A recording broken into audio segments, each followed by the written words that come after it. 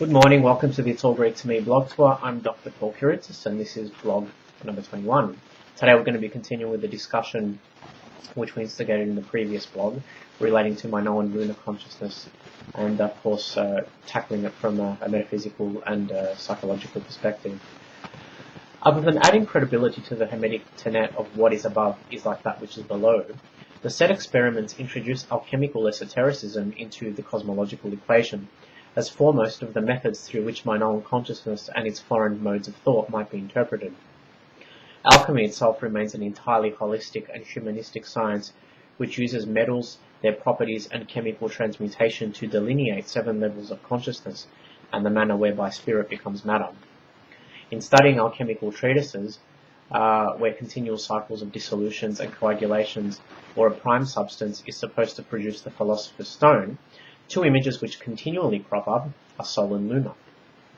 The Sol principle can be heat, red, sun, light, youth, gold, east and fire. Lunar, on the other hand, can be moon, silver, green, white, ocean and age. In a labour-intensive process that involves repeated distillations of the prime matter in the alembic of the alchemist, the level of refinements attained is revealed through each union or reconciliation of the Sol and Lunar principles.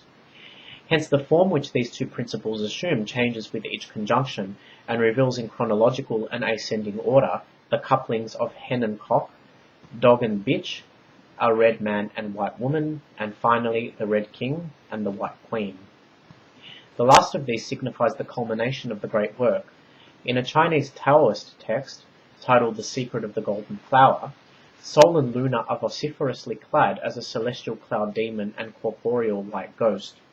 Carl Gustav Jung, who spent many years brooding upon the hidden meanings and apocryphal image-based language of alchemy, interpreted them as the masculine anima and the feminine animus, the archetypal contents of the human psyche. It stands to good reason that Jung's understanding of alchemy as an unconscious transcription of the individuation process should not be doubted, but on the whole it's slightly one-sided and monocular. Jung was introduced to alchemy at a time when his theories on the collective unconscious and the archetypes were instigating a full-fledged intellectual revolution, a fact which no doubt prejudiced him towards a purely psychological interpretation and limited his cosmographical scope. Hence, if we jettison Jung's somewhat reductionist perspective, we see that Sol and Lunar are merely metaphors for the concepts of form, the active and spiritual power that seeks expression, and Hili, the wholly passive and undifferentiated substance that mirrors water in that it is formless, yet at the same time forming. The 2 principles incarnate as polarities on the cosmic totem pole, with the latter reflecting the true nature of the former.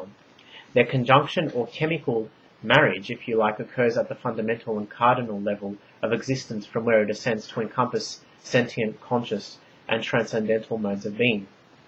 Let's proceed with a tangible example using the generative forces of Mars and Venus as our prima materia or prime substance for Sol and Lunar.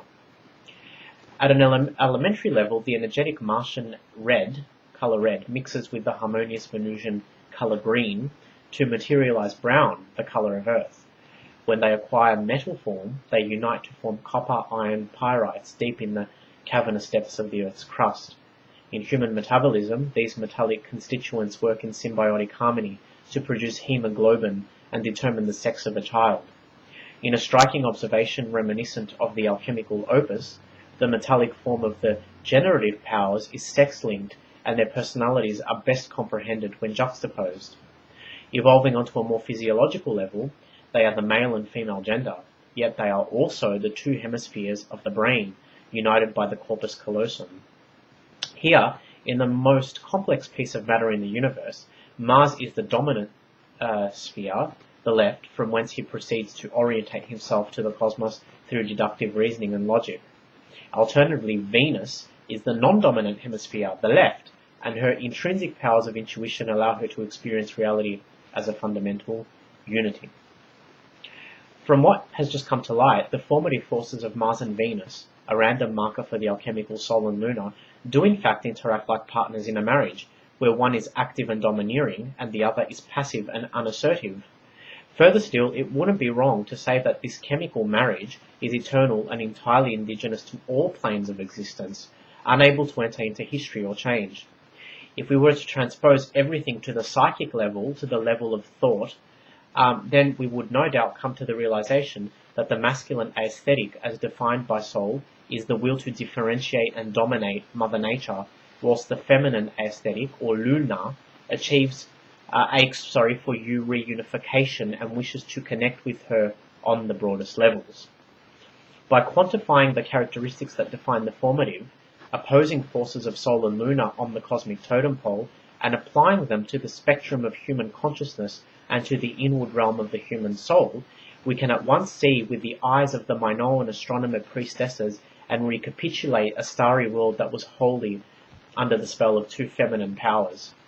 Using the law of analogy, we might think of Bronze Age Knossos as a deep-sea organism, like an octopus, whose respiratory system is mediated by a copper molecule instead of the fiery and restless iron-based hemoglobin, hence enabling it to enjoy a far more tranquil mode of existence. Had we disembarked here from the Grecian mainland during the Proto-Palatial period, we would have seen an unfortified Herculean edifice rising out from the hill of Kephala as a man-made mountain, phosphorescing in opalescent silver when struck by the rays of the noonday sun. The decision on the part of the astronomer priestesses to leave the temple palaces unfortified has nothing to do with ignorance or apathy, and all to do with a genuine inability to perceive transcendence through domination, an entirely masculine aesthetic enterprise and approach to life. It's more than likely that the sheer size and scope of the Cnossian temple palace would have been mesmerizing, if not overwhelming. Many of its small, narrow rooms would have served as multiple-purpose storehouses for the needs of a living populace.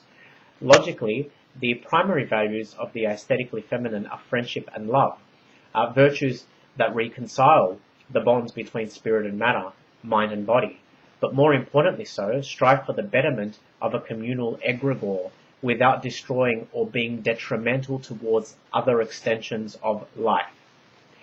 Extreme focus on communal spirit rather than the transitory and corruptible state of personality would have drawn their attention away from the inevitable phenomenon of individual death. Nowhere amongst the Minoan temple palaces do we see remnants of mortuary temples erected to preserve individual memories or accomplishments of a royal figurehead or priesthood for the sake of posterity. There are no tombs tucked away in obscure valleys intended to preserve material wealth for use in successive lifetimes either. There would have been no shortage of stimuli or vivid iconography at Knossos. Numerous vestibules would have been lined with red and black pillars and decorated with frescoes depicting bulls, oxen, griffins, and other mythological creatures, all of which would have been painted over with rusty reds, golden yellows, and azure blues. This avid use of the three primary colours in Minoan visual art delineates a celebration of the vital qualities and a harmonious orientation of their collective psyche towards both positive and negative aspects of nature as to reflect a complete absence of anxieties. This is the reason why one might see the priesthood engrossed in activities which to our untutored minds seem outrageous and life-threatening, as is the case with the Toreador fresco, which immortalizes an acrobatic stunt enacted during a bull grappling ritual and adds to the mystique and elegance which surrounds the Minoan culture. And, of course, that fresco is this one here. It's a very beautiful, very lovely fresco.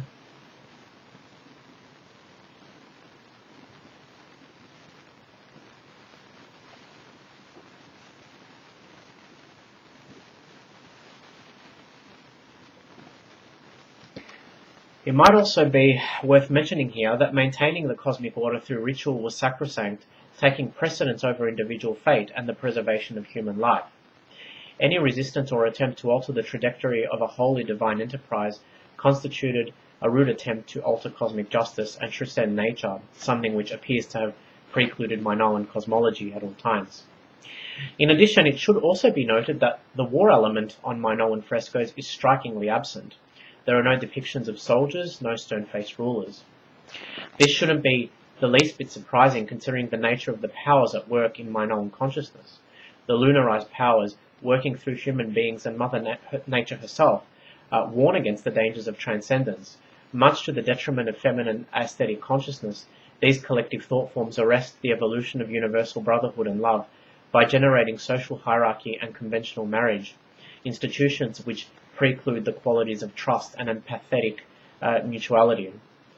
In turn, the unconscious suppression and distortion of these forms of truth quickly breeds ignorance, prejudice, and eventually extirpates life through the cyclic agent of war. Therefore, any continued pursuit that attempts to attract to itself the polarity of vainglory and nobility through masculine aesthetic consciousness will not only spur devolution, but will continue to devastate the powerful spiritual forces of true love and friendship, qualities conducive to the survival of life itself. Having established the Minoan preoccupation with the mysteries of life in the fullest sense of the word, we can now see why the astronomer priestesses of Knossos imagined their goddess to be a bee, or a bee-like entity. These are, for the most part, mutually cooperative in their communal habits and tireless in their striving to recapitulate the process of creation ex nihilo. Like little alchemists, they seek out base substances in flower pollen and transmutate them into syrup or honey without harming or destroying any other extension of nature. Honey is indeed an elixir of life, for it exhibits medicinal properties and is the only edible substance known to humankind that doesn't spoil. Moreover, bees also foment golden honeycombs in hexagonal patterns, a feat of nature strikingly reminiscent of the celestial embodiment of the same generative power which weaves a geometrically sound pentagram in sidereal space around the Earth within an 8-year period. As we can see, interlaced into the life cycle of the bee was a nexus of meanings that implicated the creature as a vessel of the great mother goddess, a vessel that carried along with it a distant memory of the original Euroboric wholeness. The greatest will of the Knossian astronomer priestesses, and in fact the entire reason for the existence of the Minoan vision, was to diligently and industrially reunite the variant forms of creation under the aegis of ritual and keep that intuitively felt memory alive through love. Indeed, everything does indeed return to the divine and sacred source through the agent of love. And on that note, I will see you next time.